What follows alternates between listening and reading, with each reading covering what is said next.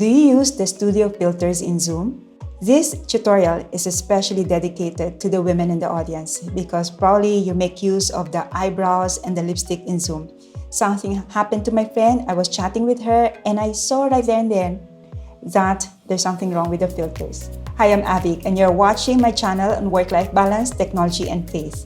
The studio filters is really very handy when you're not fully made up, you're not ready for a meeting. You just click something and you can choose the lipstick color, you can choose the eyebrows, and this is actually for the women. I'm sorry guys.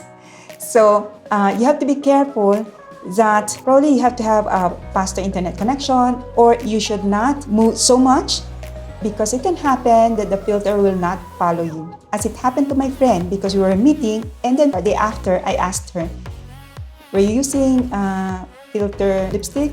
And she said, yes. Why? I told her, I actually saw you when you put your head down, the lipstick was a bit late.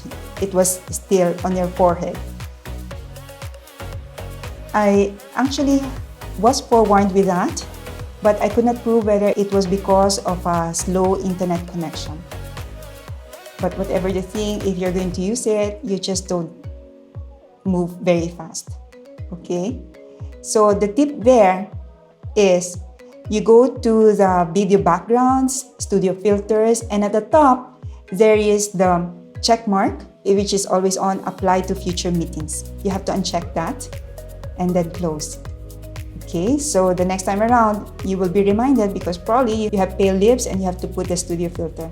And you'll be more particularly careful next time that you use the studio filters. I hope this was helpful. I'll see you in the next one. Bye-bye.